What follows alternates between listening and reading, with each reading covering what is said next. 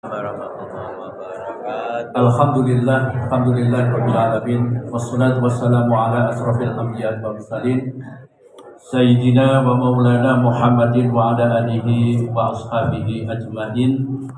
Rabbi shrah li sadri wa yassir li amri wahlul 'uqdatam min lisani yafqahu qawli. Amma ba'd.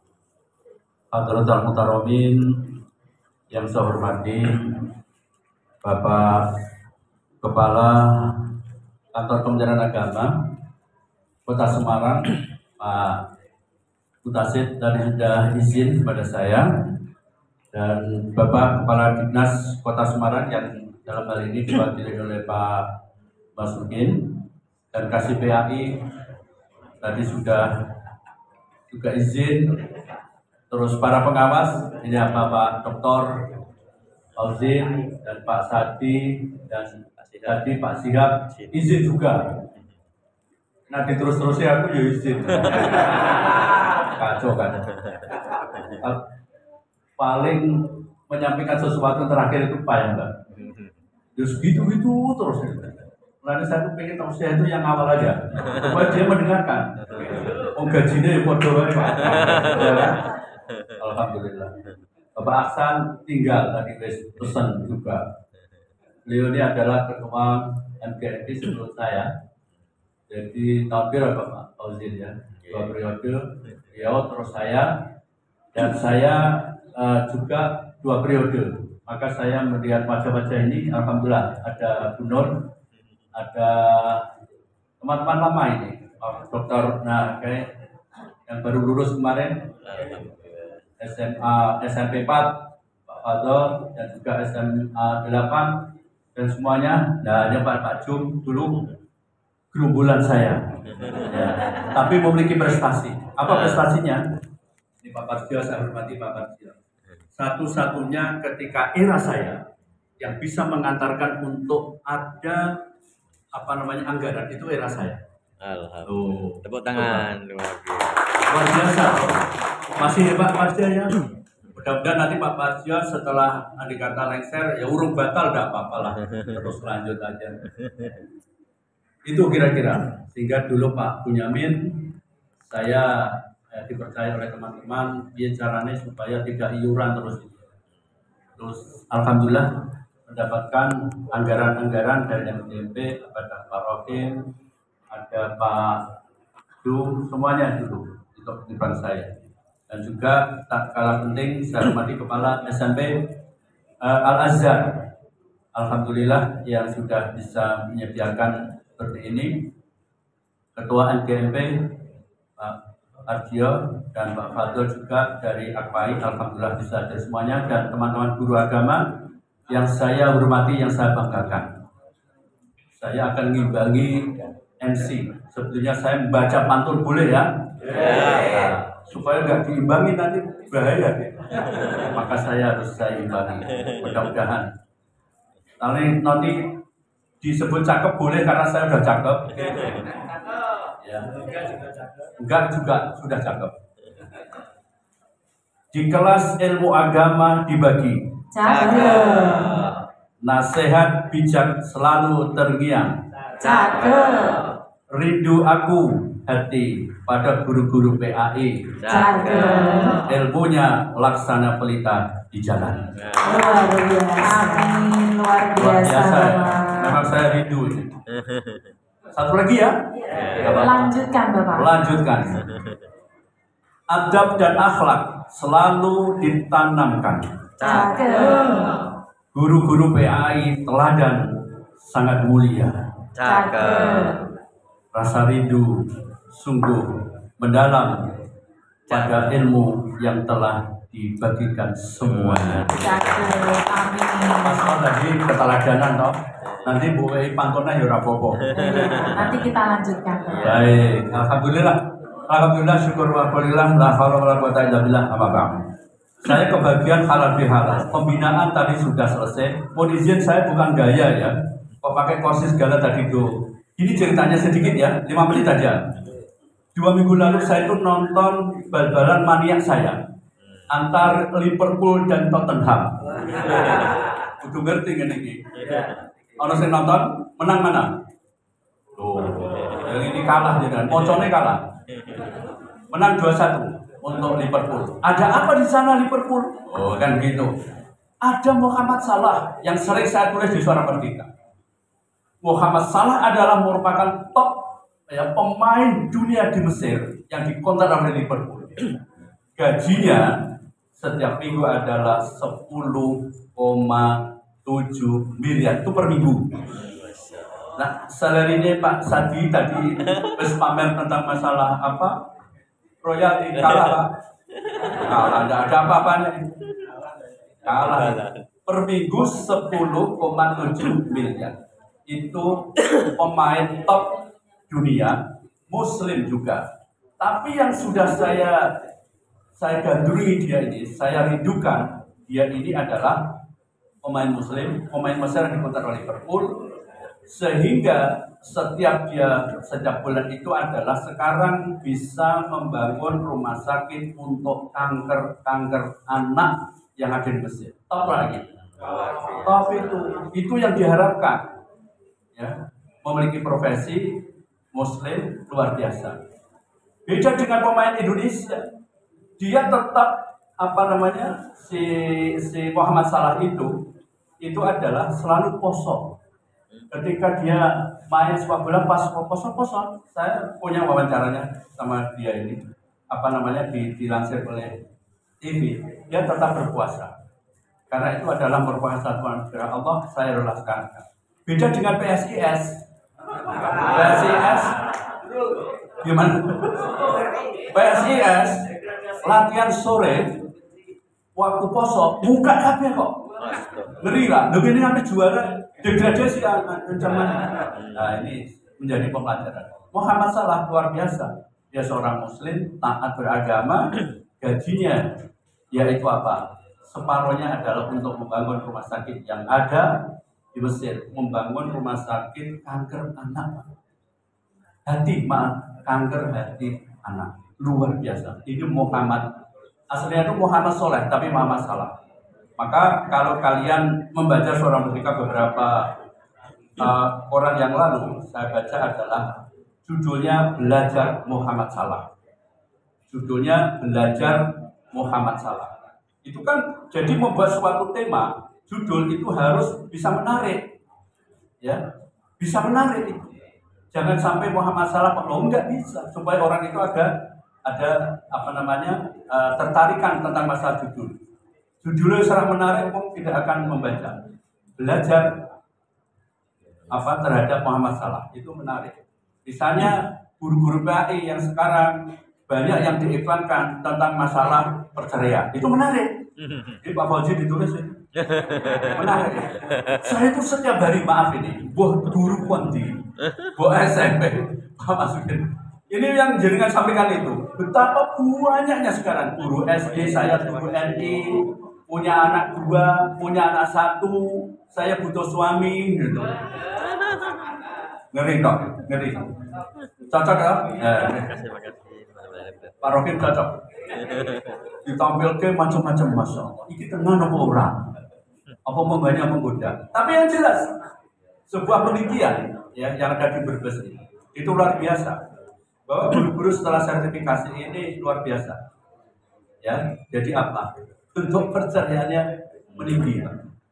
Kemarin sudah saya bahas di UI terkait dengan ini jadi ono. Nah, kalau tadi Pak Wasir menyampaikan ini untungnya orang. Jadi guru agama itu panggilan apa terpaksa? Itu menarik. Tadi Pak Fauzin berkata.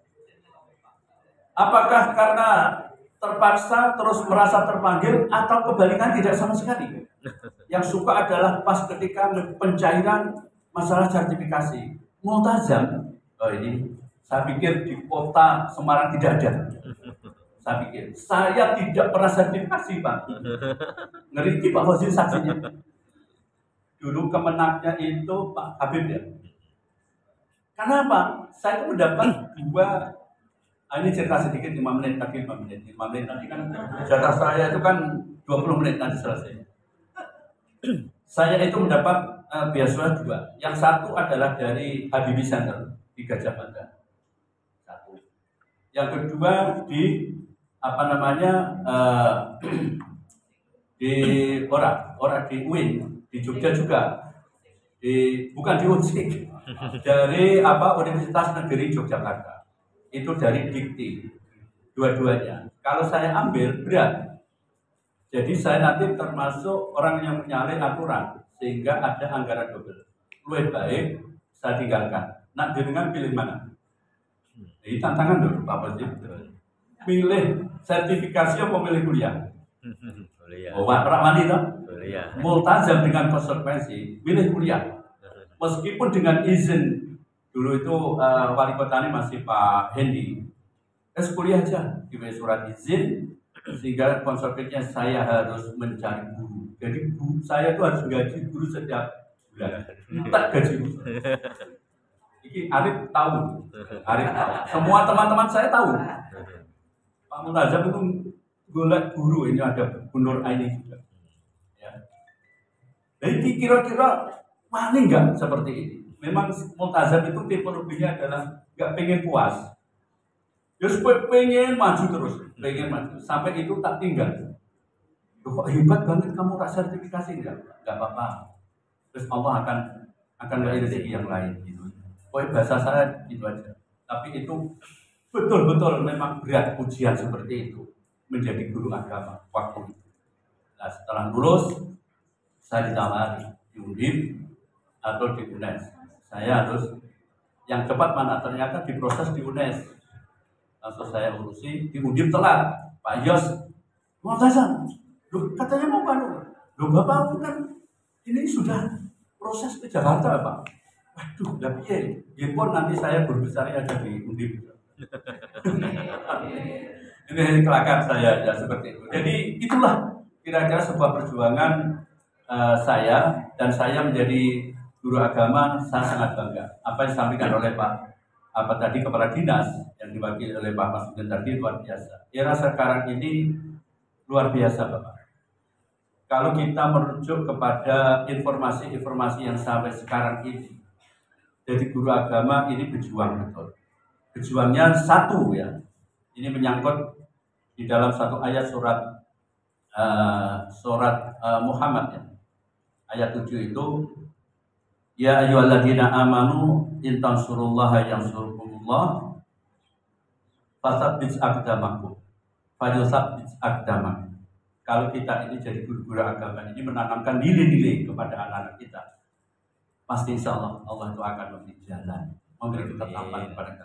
Maka ini wujud sebagai guru agama. Guru agama enggak main-main, Pak. Perjuang saat sekarang ini. Berjuangnya adalah satu, guru agama kan menjadi sasaran, menjadi alamat. Satu, kalau anak-anak itu menjadi kreak, tahu kreak ya, itu mesti sing ijeh kategori pelajar itu pasti guru alamatnya guru agama, bener gak?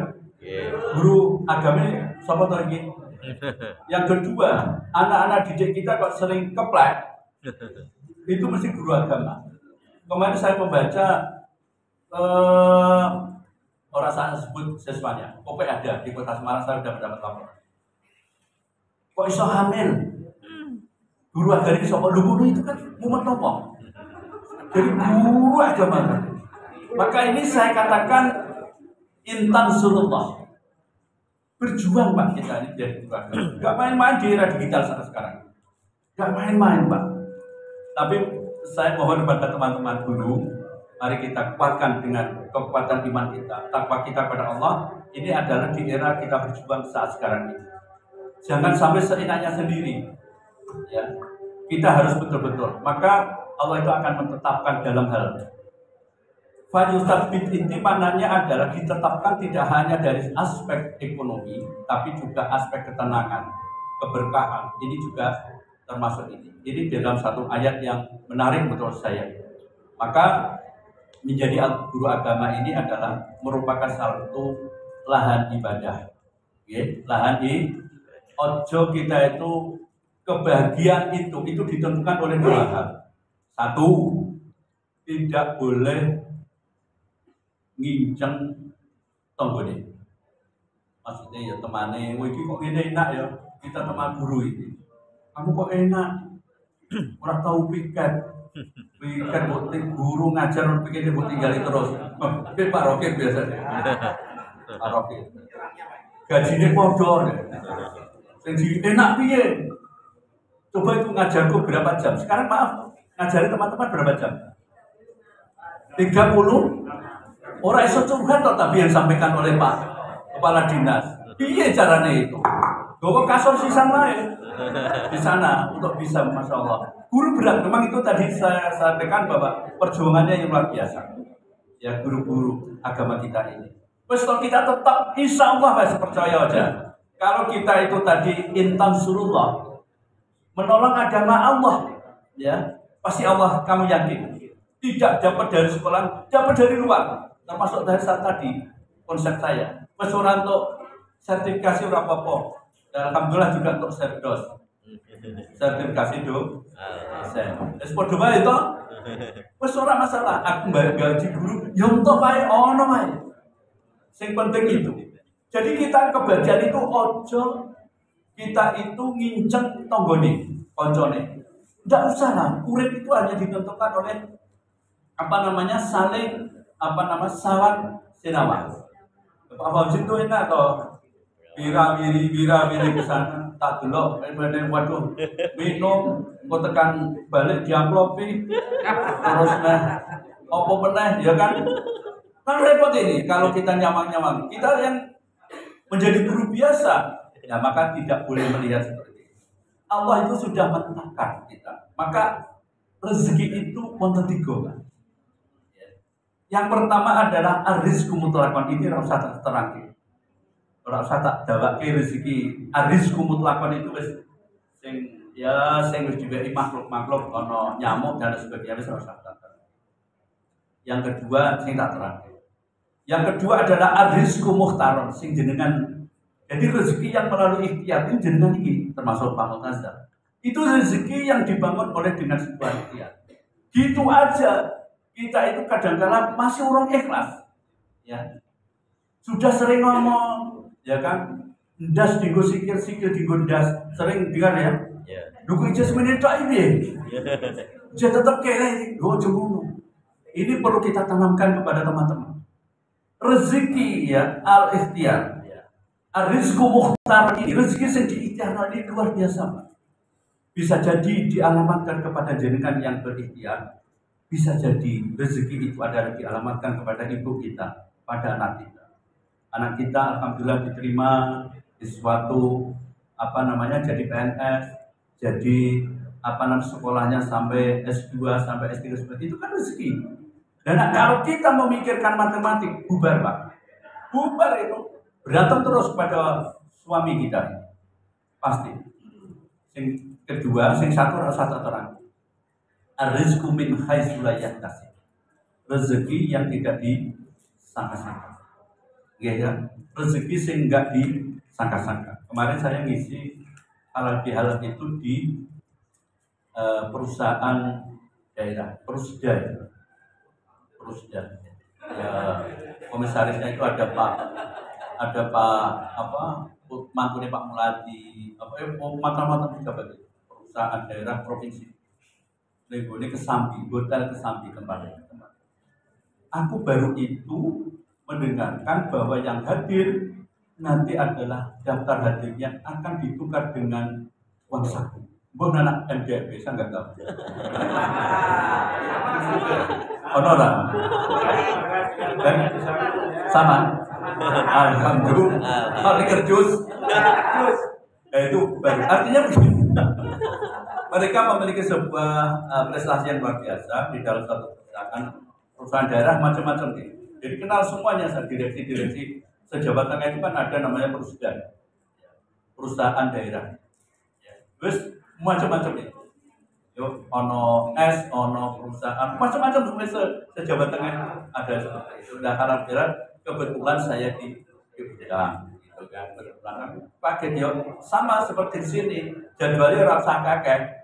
Yaitu 20 menit sampai 15 menit. Ya mulai seneng aku kalau yang terakhir itu seneng gitu ya. Padahal tadi sudah disampaikan ya ular-ular pada Pak Tasid ya. Para Pak siapa tadi yang Pak Sirben itu juga sama itu kaitan dengan masalah pembinaan. Nah, Bapak Ibu sekalian, yang kedua yang tidak kalah penting, saya sedikit saja menyinggung ya, karena ini guru-guru agama sampai sudah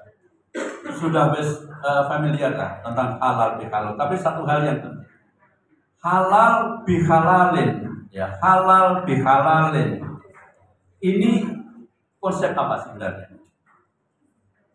Kalau di dalam orang-orang Arab ini tidak mengenal. Biasanya halal itu adalah disandingkan dengan Al-Quran, dengan makanan. Halalun thayyibah, makanan yang higienis, makanan yang sehat. Betul kan? Ya. Ada 5 ayat yang selalu menggunakan halalan thayyibah. Itu halal. Itu kalau di dalam teks redaksi Al-Quran. Tapi di sini kok mana halal? Kok iso bermakna yang lebih luas? Memang ini adalah budaya atau khazanah dari orang Indonesia asli. Itu adalah bahasa Arab di Indonesia kan. Luar biasa kalau kita melihat seperti ini. Jadi halal itu biasanya memang selalu disandingkan di dalam Al-Quran itu adalah tentang makanan. Halalan thayyibah. Ini saya cek buahnya ya. Seperti halal. Tapi halal di sini makna Arab dengan di sini beda. Kalau di sana, nih Pak Fauzi, ya, yang sudah haji semua ya, sudah pernah kalau kita tuh mampir di toko kurma, disuruh nyoba apa? Halal, betul kan? Yeah. Pak Parjo, halal gitu kan? Tapi nak halal itu diterapkan di Indonesia. Saya ngomong sama siapa? Misalnya sama siapa? Pak Ribut Kapolda. Enggak, maksudnya itu makanan. Tapi kalau halal diterapkan di Indonesia, aku ngomong sama perempuan atau cewek, halal. Berarti kan boleh apa itu? Orang benar kan? Nah, benar. Itu guru agama SMP 1 itu hari ini. Dia langsung nyaut sah, Pak. Ini maknanya beda. Jadi halal di sana itu adalah membeli sesuatu yang tidak perlu bargaining. Halal, tidak apa-apa. Ya coba kalau saya ngomong sama mbak-mbak ini kan wajah-wajah lama semuanya. Halal? Halal. Berat itu, maknanya berat itu. Ya, itu halal. Maka halalun bihalalin itu beda. Makna yang ada di Arab dengan makna Indonesia beda. Nah, inilah luar biasa yang perlu kita sampaikan. Yang jelas ternyata halal itu bersumber dari halal. Halal itu maknanya adalah mengurai, mudari. Artinya kenapa sampai disandingkan setiap kita Idul Fitri? Karena yang hadir semuanya itu. Jadi yang hadir itu adalah halal bihalal itu tidak hanya milik orang Islam saja, tapi semuanya.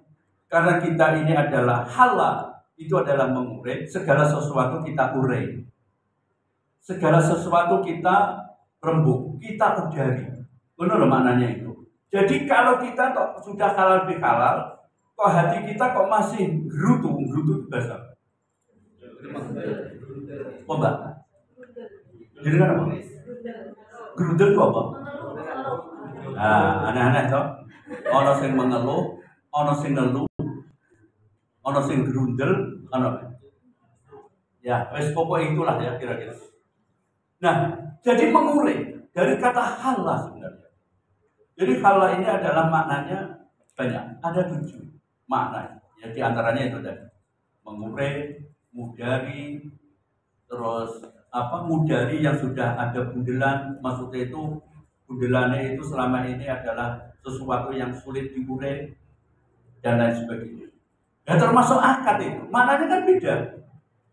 Akdun nikah, akdun itu maknanya bundelan. Apa? Bundelan yang susah diurai itu namanya akad. Maka akdun nikah itu sebenarnya adalah untuk mengikat tali yang susah diudari. Tapi gampang nih saya ini. Apa sebabnya? Kok gampang diudari? Nah, kok halal? Loh. Artinya begitu, jadi halal ya. Meskipun itu tadi ya. Jadi akdun nikah itu adalah mengikat sing tali kenceng. Kalau bapak-bapak ibu yang sudah tali menali di dalam waktu kita ini pramuka itu kan bagus. Kalau nggak bisa mengurai jalan itu kacau. Ya. Jadi akdun nikah itu, ini makna bahasa aja seperti itu susahnya. Jadi akdun itu artinya adalah naleni sing susah diudari janjani ngono. Arti amalnya di motor. Ya saya kindak kok. Salah persepsi sedikit jalur diudari, bener? Kurang apa nih? Duitnya kurang sih jalur diudari. Apa nih? Oh, apa wae jalur diudari? Masya Allah. Jalur permen kurang manis, jalur diudari dan lain sebagainya. Ini salah satu. Itu ada dari akdun. Jadi halal itu maknanya seperti itu. Nah, di Indonesia sangat indah. Halal bihalal. Yaitu saling kita itu munculnya, yaitu saling memaafkan. Itu artinya kalau kita itu harus memudari itu sesuatu yang ruwet terus diurai sehingga menjadi cair. Ya.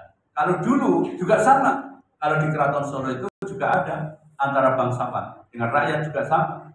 Ya rakyat ya kalau dikumpulkan itulah muncul interpretasi macam-macam.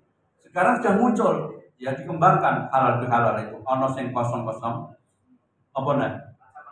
Kacamata ya Pak Hakim. Ono sing jempol. Ono sing apa nih? Tapi ono sing lucu tapi rasa tak terang-terang gini. Jempol. Wah sana aneh pokoknya. Wah aneh-aneh ini. Nah itulah. Tapi anehnya uang itu paham bahwa itu maknanya adalah kosong-kosong. Ngeri kan? Ya wis muni uang Indonesia sangat mabuk. Ya, orang usah sampai ribet. Enggak usah, tapi dia paham. Itulah yang paling pokok makna halal bihalal. Yang kedua yang tidak kalah penting karena di sini ini adalah untuk memudari segala sesuatu karena kita itu pernah berbuat salah. Pernah berbuat salah, bahkan setiap hari kita berbuat salah. Saya tak tanya, Pak Arjio kira-kira dosa sing seneng dan mendatangkan orang banyak itu dosa apa? Ayo, Mbak. Dosa sing disenengi mengundang orang dan itu menjadi hobi. Tapi dia tidak terasa anak itu dosa. Apa? Kumpul-kumpul. Terus ini didosa kayak. Yang jelas adalah ghibah. Wis to? Sopo sing ora pernah ngrasani pengawas Pak Wazir? Sopo sing ora pernah ngrasani Pak Sugeng? Pak Kepala Dinas. Sing ora pernah sopo?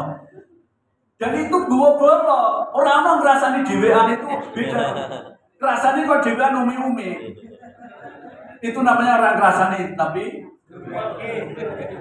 konslet. Bener gak? Misalnya Mbak NC, apa yang ngerasani Pak Multazam? Mati, saya ingin kursi. Iku nara aku koncone ora iso muni. Sing kene ngomong, bener ya. Di sini ramu niku kok. Gayane saiki bener gak? Jadi gak bener? Jadi itu namanya ghibah. Nah, karena ghibah ini adalah merupakan satu hobi yang tidak terasa dan selalu kontinu dilakukan oleh setiap orang, maka momentum halal bihalal itu dibutuhkan. Itu loh maknanya begitu.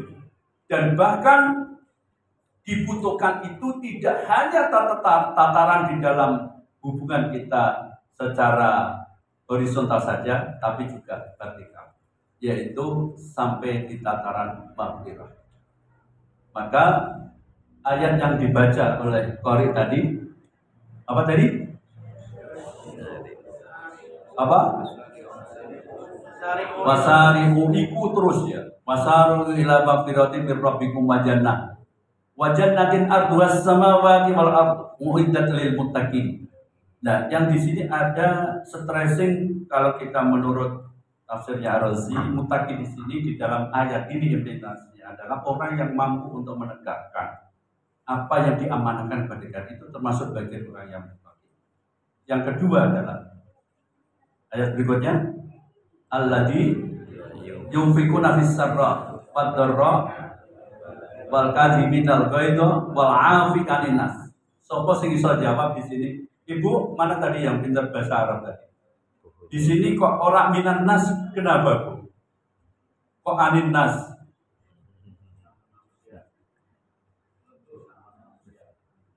Nah, yang kok pakai an di sini? Ibu siapa tadi? Yang di oh Bu, Bu Beteba.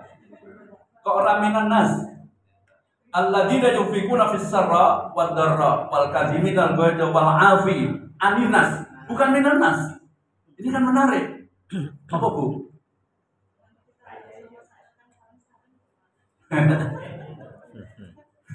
Apa Bu?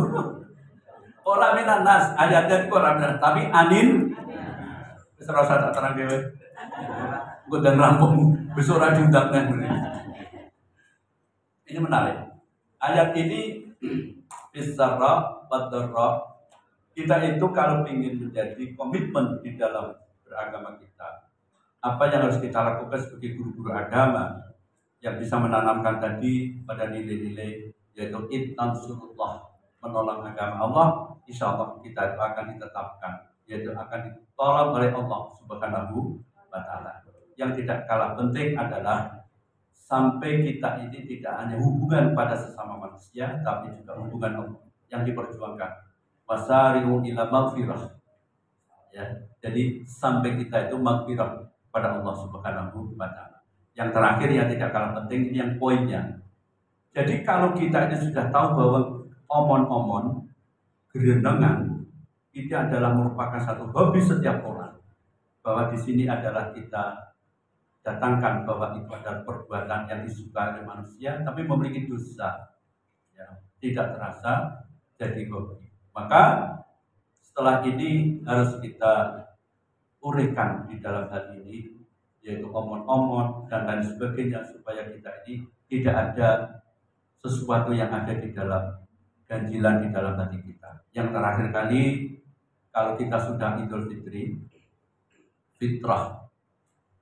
Fitrah itu maknanya apa? Kalau saya membaca di dalam konsep bukunya di dalam konsep ilmu tabula rasa itu kan fitrah itu dimana tidak hanya suci, tapi adalah memiliki potensi. Semua orang itu memiliki potensi tergantung apa yang harus kita lakukan. Jadi anak ini punya potensi, ojo disia-sia. Anak ini sudah memiliki potensi seperti ini. Harus wajib kita adalah untuk membimbing.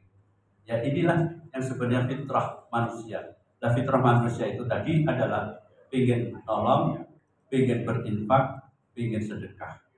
Semuanya itu adalah akan bisa menutupi segala sesuatu yang tidak diinginkan oleh manusia. Kita tahu kemarin saya bersama Pak Nur Ahmad sebagai Basnas RI, beliau bilang bahwa waktu COVID justru infak itu naik 400 kali Pak. Waktu COVID. Apa sebabnya? Naiknya itu karena uang wedi mati. Ngeri lah. Malah kan jenengan itu wedi mati, infak kosek dengan ya, itu caranya gitu. Luar biasa itu. Banyak dari macam-macam cerita Pak orang. Kemarin dengan saya. Ceritanya Masya Allah, oh gitu. Logis juga ya kalau kita itu akan diberi kemudahan oleh Allah Subhanahu wa Ta'ala. Nah, maka yang paling pokok yang tidak kalah penting adalah wal-afi anitas tadi, yaitu kalau kita ini sudah ada sesuatu yang tidak baik kepada sesama manusia, kita harus saling memaafkan. Lebih-lebih kepada ibu kita. Yang kedua adalah kepada suami kita, suami istri kita. Ini sangat penting, ya. Ibu kalau masih hidup, kalau masih masih hidup, kalau sudah wafat, ya kita doakan, ya, kita doakan. Nah, yang kedua adalah kepada suami. Ini sangat penting. Sudah kemarin minta maaf pada suami, gimana bahasanya? Apa sih ngomong belum mau? Ini ada dua interpretasi ya. Belum duwe suami, apa belum belum minta maaf sama suami, apa belum suami? Sing clear toh. Nah, belum suami. Sopo mesti ngawa alim? Cerdas ya. Nah, izin ngajar di mana, Pak? SMP mana? Oh, ini anu Pak. Dr. Fauzin ya, mengawasi. Alhamdulillah. Baik, jadi harus kita minta maaf. Karena kita itu nggak salah, nggak terasa maaf.